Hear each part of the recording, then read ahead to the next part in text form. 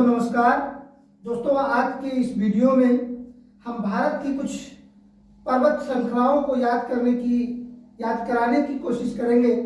दोस्तों पर्वत श्रृंखलाएं भूगोल, राजनीति व जीके की दृष्टि से बहुत जरूरी टॉपिक है और इनमें से ढेर सारे प्रश्न जो कॉम्पिटिटिव एग्जाम होते हैं उनमें पूछे जाते हैं। मेरी कोशिश रहेगी कि मैं आपको इन पर्वत श्रृंखलाओं के विषय में आसान लैंग्वेज में यानी सरल तरीके से, सरल भाषा में आपको याद करवा सकूं। तो आज हम पढ़ेंगे कि भारत के जो पर्वत हैं, भारत की जो पर्वत श्रृंखलाएं हैं, इनके विषय में हम चर्चा करेंगे, अध्ययन करेंगे। तो सबसे पहले हम देखेंगे कि भारत का एक भूभाग है, यानी भारत के कुल भूभाग का जो है 10.6% भूभाग पर्वतों से ढका हुआ है। यानी जो भारत का कुल भूभाग है, भारत का कुल भूभाग, भारत का कुल भूभाग का यानी भारत का कुल भूभाग है उसका, भारत का कुल भूभाग का 10.6% भूभाग 10.6% भूभाग किससे ढका हुआ है? पर्वतों से ढका हुआ है, पर्वतों से ढका हुआ है। यानी भारत का कुल भूभाग का 10.6% भूभाग पर्वतों से ढका हुआ है। यानी भारत का जितना भी भूभाग है उसका जो है 10.6% भूभाग पर्वतों से ढका हुआ है। और वहीं पर क्या है कि 18.5% और वहीं पर 18.5%, ठीक है, कितना? 18.5% भूभाग पर क्या है? पहाड़ियां हैं। यानी 10.6% भूभाग पर क्या है? पर्वत है और 18.5% भूभाग पर पहाड़ियां, ठीक है। तो अब ये तो हो गया कि कितने भूभाग पर पर्वत हैं, कितने भूभाग पर पहाड़ियां हैं। इसको बहुत सरल भाषा में, आसान लैंग्वेज में हम समझाने का प्रयास कर रहे हैं। देखिए, भारत का जो कुल भूभाग है उसका 10.6% भूभाग पर क्या है? पर्वत है, यानी पर्वतों से ढका हुआ है। और वहीं पर 18.5%, कितना? 18.5% भूभाग पर पहाड़ियां हैं। अब जो है हम थोड़ा चर्चा करेंगे कि ये जैसे यहाँ पर 2 पॉइंट निकल करके आ रहे हैं, क्या? पर्वत और पहाड़ियां, 2 पॉइंट आ गए ना। तो सबसे पहले हम देखेंगे कि पर्वत क्या है ना? पर्वत क्या है ये भी तो जानना जरूरी है। तो पर्वत क्या है? तो पर्वत या पहाड़ दोनों एक ही है। पर्वत या पहाड़ आसपास की भूमि से, यानी जो आसपास की भूमि है, आसपास की भूमि से ऊंचा वह भाग होता है, ऊंचा वह भाग होता है। पर्वत क्या है? पर्वत या पहाड़ आसपास की भूमि से ऊंचा, आसपास की भूमि से ऊंचा वह भाग होता है क्या, जो समुद्र तल से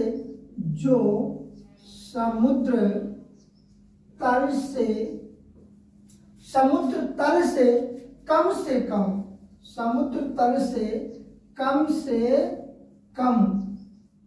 से कम 2000 फीट या 600 मीटर ऊंचा होता है, या 600 मीटर ऊंचा होता है। ठीक है, अब तो ये समझ में आ गया होगा कि पर्वत क्या है, पर्वत किसे कहते हैं। पर्वत या पहाड़ आसपास की भूमि से ऊंचा वह भाग होता है, यानी पर्वत या पहाड़ आसपास की भूमि से ऊंचा वह भाग होता है जो समुद्र तल से कम 2000 फीट या 600 मीटर ऊंचा होता है। ठीक है, तो ये पर्वत कहलाता है। उसके बाद में हम पहाड़ियों का जिक्र करेंगे, यानी जो पहाड़ियां हैं, यानी चलिए पहाड़ी। ठीक है, पहाड़ी क्या है, पहाड़ी पर्वत तो हमारी समझ में आ गया होगा, पर्वत क्या है।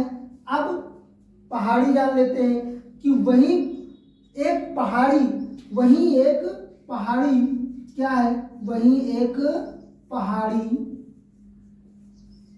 वही एक पहाड़ी आसपास की भूमि की तुलना में, पहाड़ी आस पास की भूमि की तुलना में,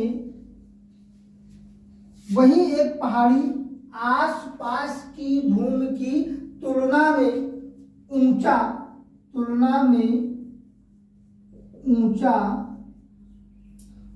वह भाग होती है, या ऊंचा वह भाग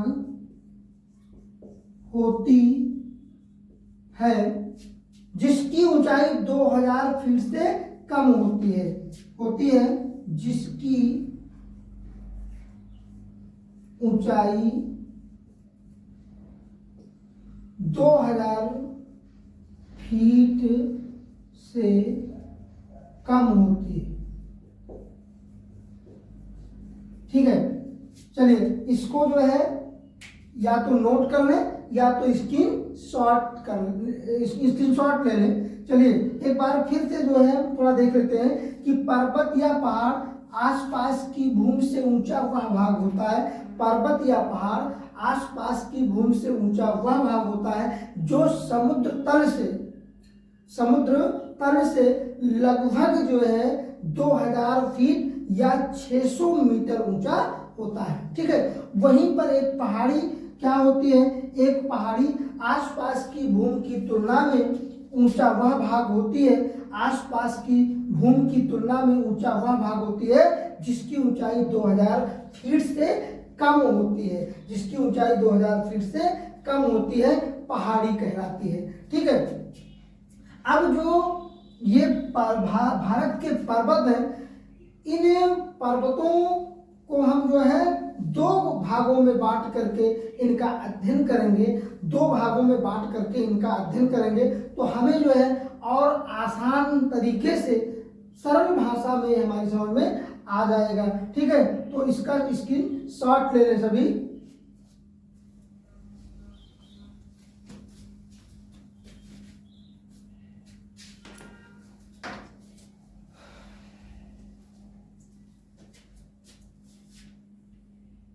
स्क्रीनशॉट ले लें।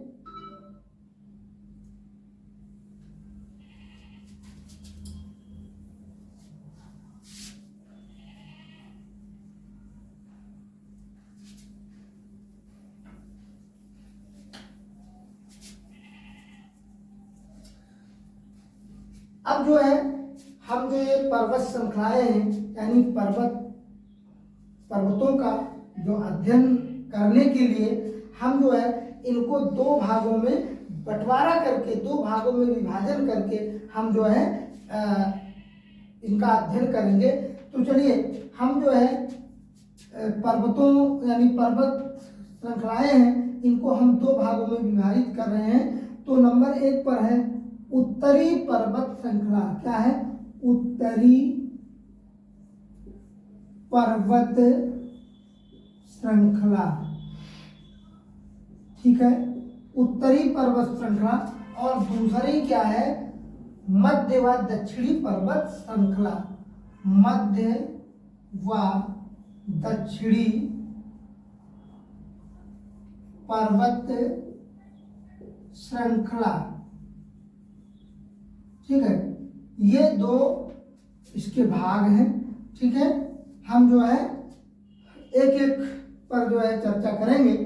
तो सबसे पहले हम उत्तरी पर्वत श्रृंखला के बारे में जो है आज के इस वीडियो में हम चर्चा करेंगे, अध्ययन करेंगे, और प्रयास रहेगा, हमारी कोशिश रहेगी कि जितना भी हमारे द्वारा बताया जाए, जितनी भी जानकारी आप तक दी जाए, वो आप तक पहुंचे और उससे जो है आप लाभान्वित हों।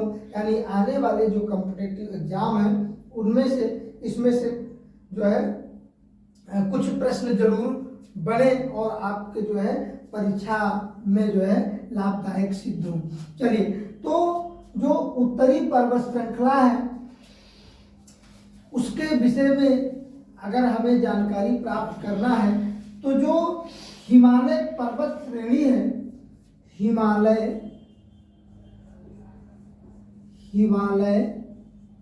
पर्वत श्रेणी,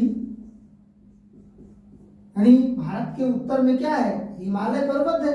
तो हिमालय पर्वत के विषय में हम सबसे पहले आज चर्चा करेंगे। तो हिमालय पर्वत श्रेणी को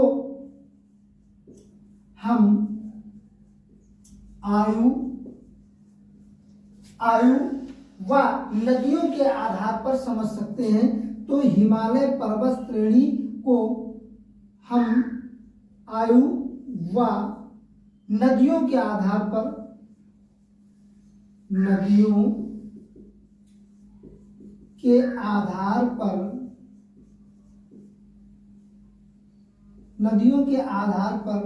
समझ सकते हैं। ठीक है, यानी जो हिमालय पर्वत श्रृंखला है, यानी हिमालय पर्वत है, इसको हमें समझने के लिए क्या जरूरी है? आयु और नदियां, यानी आयु और नदियों के आधार पर हिमालय पर्वत श्रृंखला को आसानी से समझा जा सकता है। अब मेन पॉइंट क्या है कि आयु के आधार पर, भाई आयु के आधार पर समझ सकते हैं और नदियों के आधार पर समझ सकते हैं। तो आयु के आधार पर समझ सकते हैं, नदियों के आधार पर समझ सकते हैं। तो सबसे पहले हम आयु के आधार पर हिमालय पर्वत के बारे में जानकारी प्राप्त करेंगे। ठीक है, तो आयु के आधार पर हिमालय के 3 भाग हैं। यानी आयु के आधार पर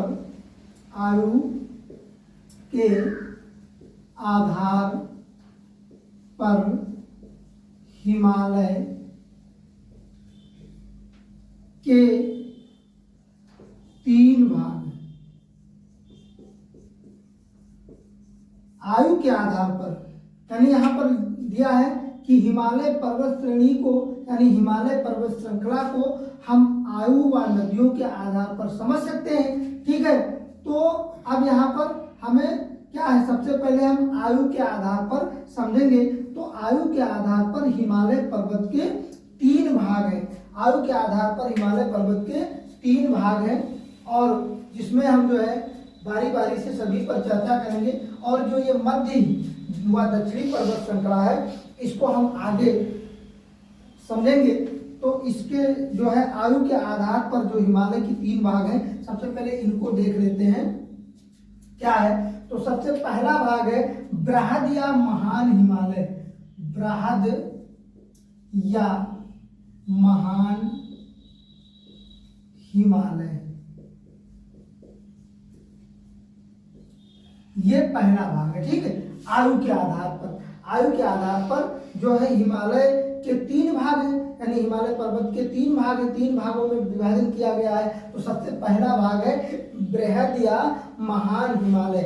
अब इसमें क्या है, इसको हम समझ लेते हैं कि महान हिमालय की औसत ऊंचाई, यानी जो महान हिमालय है, महान हिमालय की औसत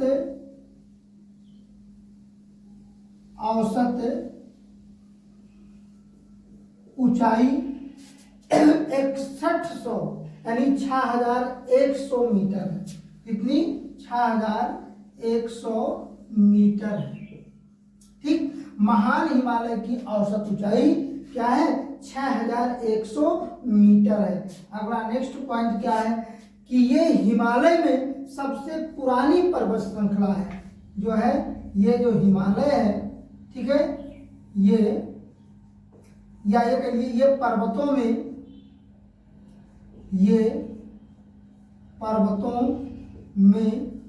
सबसे पुरानी पर्वत श्रृंखला है। यानी ये पर्वतों में सबसे पुरानी पर्वत श्रृंखला है। ठीक है, नेक्स्ट पॉइंट क्या है? नेक्स्ट पॉइंट है इसका निर्माण, यानी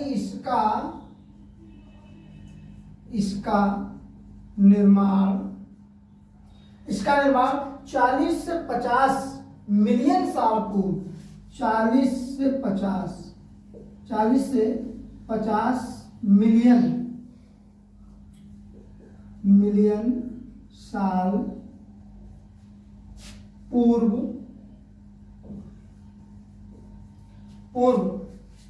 इसका निर्माण 40 से 50 मिलियन साल पूर्व एशियन काल में हुआ था। ठीक, या पूर्व हुआ था। इसका निर्माण 40 से 50 मिलियन साल पूर्व हुआ था। ठीक है, नेक्स्ट पॉइंट है, अगला पॉइंट क्या है कि विश्व की सबसे ऊंची चोटी, यानी जो विश्व की सबसे ऊंची चोटी है, विश्व की सबसे ऊंची चोटी कौन सी है? Mount Everest. कौन सी है? माउंट